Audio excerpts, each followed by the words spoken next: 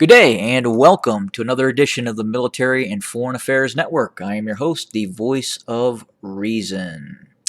So, in the latest Horn of Africa Ethiopian conflict report, we are understanding that Abiy Ahmed has finally come out within the last 24 hours and has stated publicly that Eritrean forces are indeed inside of the Tigray region, operating inside of the Tigray region.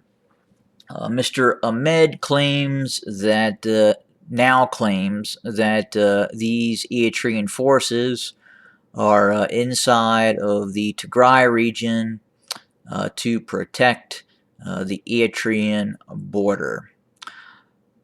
Well, we know now one thing for certain that Mr. Abiy Ahmed tends to be untruthful, and we have documented cases of this untruthfulness.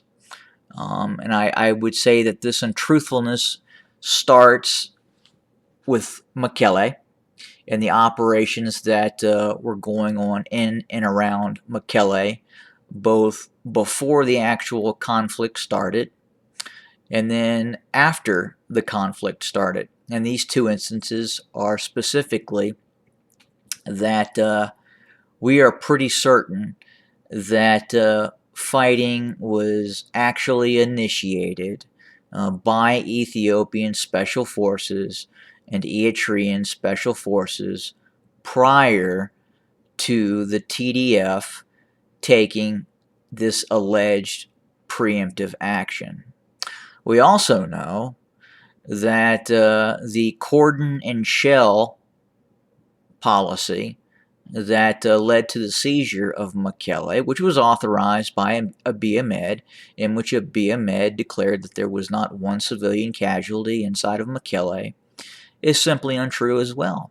There were many civilian casualties inside of Mekelle because of the cordon and shell strategy that the Ethiopian military had instituted inside of Tigray. Furthermore, if we look within the context of Eritrean forces inside of the Tigray region to protect the border, that is simply not true, as well as we know that Eritrean forces have been observed throughout the entire region of Tigray in major cities. There are also, again, up to 50,000 Eritrean forces inside of Tigray. We at Military and Foreign Affairs Network also believe there are now significant Eritrean forces inside of other parts of Ethiopia.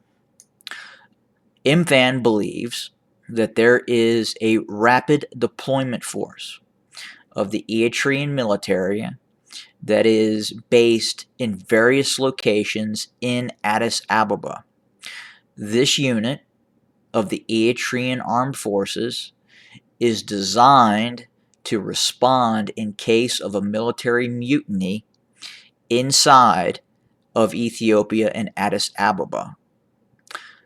The Republican Guard, the Ethiopian Republican Guard, is being used in other regions, and the safety and security of Abiy Ahmed, to a large extent, is now in the hands of Eritrea, of Mr. Afwerki. Because again, we believe that there is a rapid deployment force inside of Addis Ababa designed to protect Abiy Ahmed's regime in case of a military mutiny. Furthermore, there has been ongoing fighting in the Oromo regions of Ethiopia, in the West Guji region. There has been an engagement between the Oromo Liberation Army and forces of the Ethiopian Army There is reports that there are 3 Ethiopian Army KIA and 4 wounded in that brief engagement. But again, there are a host of incidents that are occurring inside of the Oromo region in terms of engagements between the OLA and the Ethiopian army. It is an ongoing, very active conflict in that area. And as we continue to get reports, I will bring them to you. I anticipate a couple more reports of what is happening in that area fairly soon. But again, we are pretty certain that there are probably between 6,000 and 7,000 Eritrean forces uh, in and around Addis Ababa operating in the Oromo region. And then again, a unit is there to protect, in case of military mutiny, Abiy Ahmed inside of Addis Ababa. Now, granted, that unit is not going to be observed in the open. It's probably being kept in a military barracks or a undisclosed location, or various undisclosed locations, and would only be used if needed. But again, that's kind of what we're hearing. And again, fighting continues inside of the Tigray region. I don't want to discount that. It is an active war zone, as does the engagements between the TDF and Amhara regional forces inside of Amhara as well.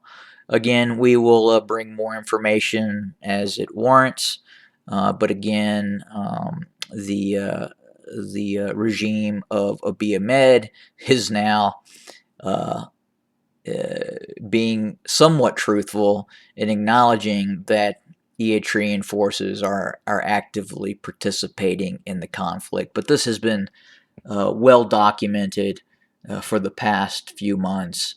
It's open source information. We knew that large scale forces were inside of Tigray. The issue with Eritrean forces inside of other parts of Ethiopia have kind of filtered in within the last 3 or 4 days, but they have probably been moving into other parts of Ethiopia even before that.